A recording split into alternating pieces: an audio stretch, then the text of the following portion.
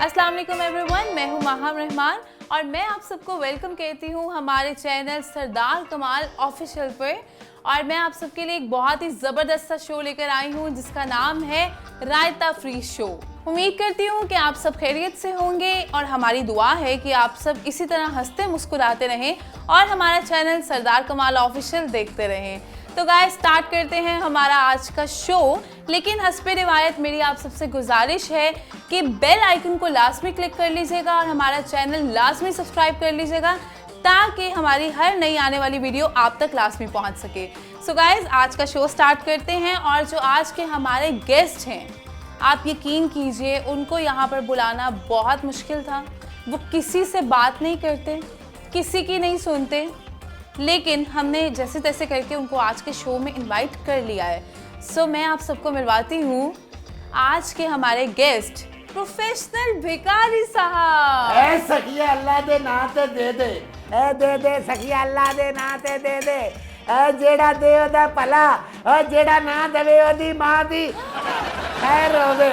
ए दे दे dollar दे दे, euro दे दे, यन दे दे, ए दे दे सखिया, ए नीले रंग दा नोट ही दे दे सखिया। सॉरी बाबा जी, मेरे पास नीला नोट नहीं है। चल नीले रंग दा नोट नहीं ते हरे रंग दा नोट दे दे।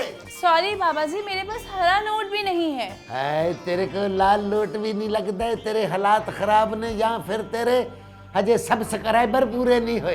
बाबा जी फिर तू इंज कर फकीर दे नाल चल, शाम नू किन्ने लाल नोट गिनेंगी। क्या मतलब है आपका? मैं आपको ऐसी वैसी लग रही हूँ? मेरा ख्याल है तू फकीर दी ऑफर नू सीरियस नहीं लिया। ओए साडी कंपनी शुक्र कर तेनू एडजस्ट कर रही है, वरना साडी कंपनी कोल ते वैकेंसी नहीं हुंदी।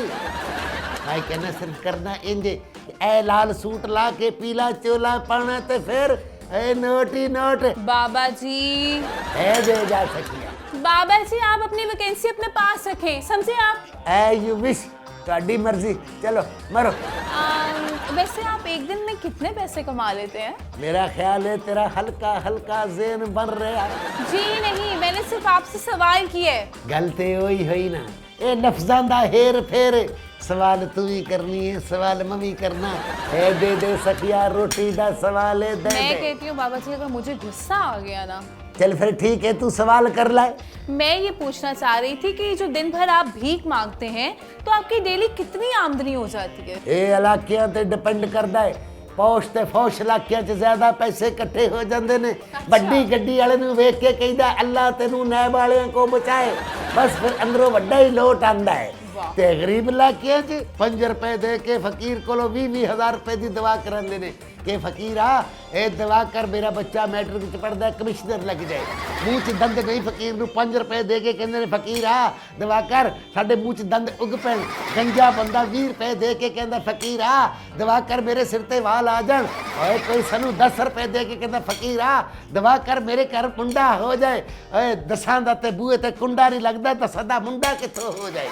मैं क्या ऐं करिए, महंगाई बहुत हो गई है, हुण पूरे टब्बर नूं कम ते जाना पैंदा है। ए तेरे भतीजे ते तेरी भरजाई भी कम ते जांदी है। क्या मेरी भाभी और भतीजे? मेरे पुत्र ते मेरी बीवी।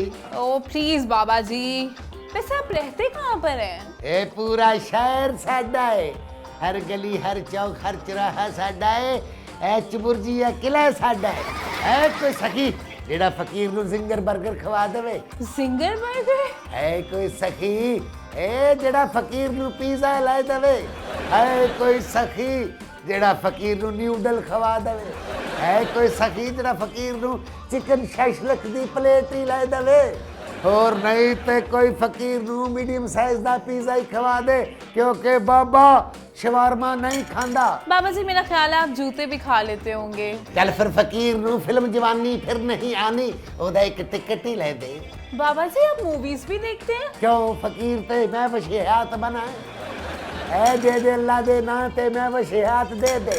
ओह माय गॉड बाबा जी आप किस किस्म के फकीर हैं? मैं 3D फकीर हाँ विद डॉल्बी साउंड सिस्टम। वैसे ना आपको थोड़ी सी शर्म आनी चाहिए। हाँ है एल आ गई हुण ते दे दे।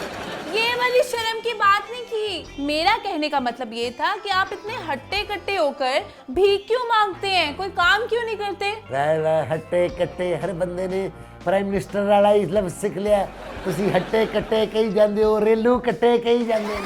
वैसे ये भी एक कम है भाई, इन्नी देर में 7-8 हज़ार रुपए नू हथ पा लेना सी, तू मेरा टाइम ज़ाया कर देता है। थैंक यू सो मच बाबा जी, आप तशरीफ लाए हमारे शो में। चल फिर दे दे 1000 दा नोट दे दे, बाबे जाते हो। बाबा जी आप जाते हैं कि नहीं? जे नोट नहीं तो बाबे दा टेलीफोन नंबर नोट कर ले, किधरे पैड़े हालात होने ते बाबे नू मिस कॉल मारी, बाबे तेरी हेल्प ली पहुंच जाएंगे। ए मेनू नोट बखा मेरा मूड बने, मेनू नोट बखा मेरा मूड बने, मेनू नोट बखा। जी तो व्यूअर्स, उम्मीद है कि आपको हमारा ये शो बहुत पसंद आया होगा। वीडियो को लाइक और शेयर लाजमी कीजिएगा, और अगर आपने हमारे चैनल सरदार कमाल ऑफिशियल को नहीं सब्सक्राइब किया तो लाजमी सब्सक्राइब कर लीजिए और बेल आइकन को लाजमी क्लिक कर लीजिए ताकि हमारी नई आने वाली वीडियो आप सब तक पहुंच सके। तब तक के लिए मुझे इजाज़त दीजिए। नेक्स्ट शो में एक नए गेस्ट के साथ हम आपकी मुलाकात करवाएंगे। तब तक के लिए अपना बहुत सारा ख्याल रखिएगा और देखते रहिएगा रायता फ्री शो सिर्फ और सिर्फ सरदार कमाल ऑफिशियल चैनल पर। Thank you everyone, Allah Hafiz.